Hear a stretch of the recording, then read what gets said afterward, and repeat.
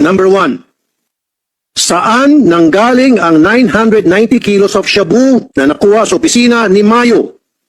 Paano niya nakuha ang mga ito? Isang bagsakan? Naipon lang ba niya ito? Smuggled?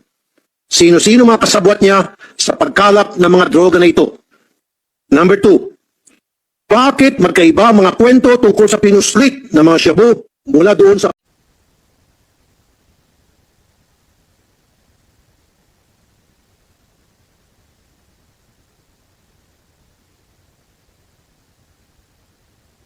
18.7 billion. Tama po ba? So tama po na on your documentation, there's no such thing as 23 billion for DPWH. So I think Yusek Sadain, hindi niyo po kailangan mag-apologize.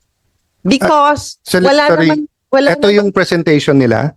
Nandyan yung 21.7 billion. If you add the land cost, it's 23 billion. But This was submitted by them. But we're talking about, may documentation ba kayo tungkol dun sa land cost?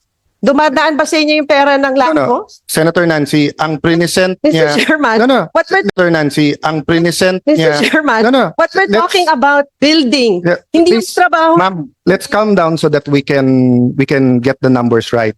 I showed the video na ang sinasabi niya 5.7.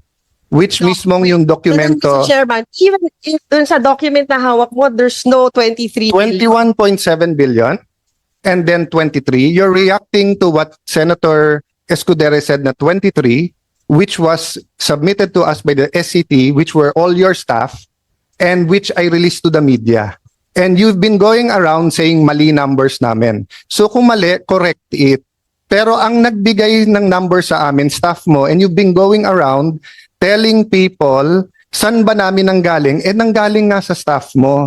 So, anong problema? Mr. Chairman, ang tinatanong ko, per documentation ng DPWH. Ito documentation nila, 21.7. Is that 21.7 plus 3. Hindi DPWH ang sinubmit ko sa media at hindi yun ang sinabi ni Senator Escudero. Actually, ang sinabi ni Senator Escudero galing sa SCT ng mga staff mo. Madam, so what's the issue? Well, actually, Chairman, parang nagkakamali ho ata kayo dun sa presentation. What's the nyo issue? dun sa Phase 3. Sa records nyo ba, it's 10 billion? Records Well, your records answer to to ng me- SCT, Senator Binay, that was given to me by the SCT. Who are your staff?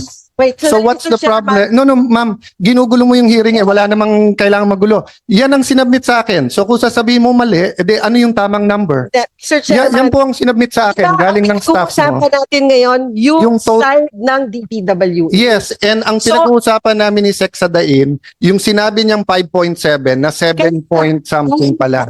In the proper context. Kasi to be fair to DPWH, Mali nga talaga sinabi niya, hindi 5.7. It was 7 point something. You to apologize for the 23 No, billion. you're When, mali yung pakinig mo. when, I asked them to apologize for saying it's 5.7 when in fact it was 7 point Mr. something. Chairman, you're... Listen to Can me we first. just go back? Listen to me first. Magkano yung total? Listen to me first, Senator Ako- Nancy. I'm still the chair. Chairman. No, ang problema sa iyo, you keep going around saying, gusto ko makausap si Alan, gusto ko makausap si Cheese. Nagkita pa tayo sa party, may cellphone, hindi mo naman kami kinakausap, tapos manggugulo ka ngayon sa hearing. Let me continue. I told Sec na pinapalabas na walang 23B. Because there's no because he 23B. total, ayan yung There's a 23B, oh. Ayan ang 23B. Ayan ang 23B na submitted ng SCT na Yep. staff mo na ikaw nagsabi sa akin na wag kong tanggalin na Mr. ituloy Chairman, ko. So proper what's the context. issue? Anong sinabi nyo? Oh. Ang cost ng pagpapatayo ng building ay 23B. Ang sabi ni When- Senator Escudero, so far, ang total cost ng pagkakaroon ng bagong building ay nasa 23 na. That is At yun po ang binigay sa akin ng SCT na kasama dyan ang cost ng land. So ano ang issue? Wala naman issue. 23B talaga sinubmit sa amin. If you want to tell me na mali lahat ng staff mo at may iba kang numbers, you're welcome to submit. But how can you argue with what they submitted to me? And how can we argue with what Senate President said? Then You know, yun. because proper context, when yung nag-issue ng statement, ang statement nyo ay from the original core and shell budget of 8.9 billion, to a projected completion cost of 23.3 billion. And we're talking about the new Senate building project. Yung may mga component dyan na hindi bahagi ng pagko-construct ng new Senate building. We clarify